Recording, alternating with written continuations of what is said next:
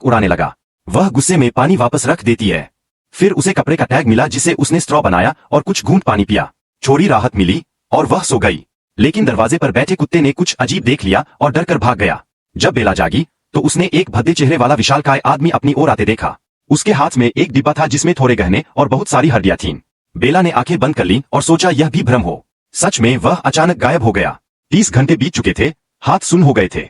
कुत्ता फिर से लौटा और उसके पैर पर जपटा, लेकिन बेला ने लात मारकर उसे भगाया। अब उसने सोचा कि कांच का गिलास तोड़कर हाथ को घायल कर खून की नमी से हचकरी से बाहर निकला जाए। गिलास तोड़कर हाथ पर गहरी चोट आई और खून बहने लगा। आखिरकार उसने एक हाथ छुड़ा लिया और मोबाइल उठाया, लेकिन 3 दिन बीत जाने से उसमें बैटरी नहीं थी। उसने चाबी उठाने की कोशिश की, लेकिन हाथ घायल था। काफी संघर्ष के बाद दांतों से हचकरी खोली। फिर वह कार की चाबी लेने पहुंची, पर खून की कमी से बेहोश हो गई। होश आने पर कुत्ता उसे खाने ही वाला था, लेकिन उसने पूरी ताकत से उसे मारा और चाबी ली। जब कार का हॉर्न बजा तो कुत्ता डर से कांप गया और भाग खड़ा हुआ। बेला ने देखा कि गलियारे में वही भद्दा दैत्य खड़ा था। पहले की तरह उसे भ्रम समझकर उसने अपनी अंगूठी उसके डिब्बे में डाल दी और कार लेकर निकल पड़ी। लेकिन 3 दिन से भूखी प्यासी और खून खो चुकी बेला रास्ते में ही थककर पैर से टकरा गई।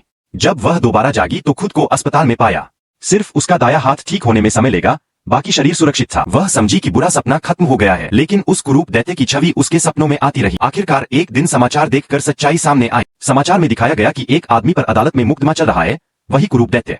असल में वह दैत्य हड्डियों और गहनों की चोरी करने वाला कब्र लुटेरा था और शारीरिक विकृति की बीमारी से पीड़ित इंसान था। अदालत ने उसे आजीवन कारावास की सजा सुनाई। इसके बाद उस भयावह छाया से मुक्त होकर बेला का जीवन फिर सामान्य हो गया।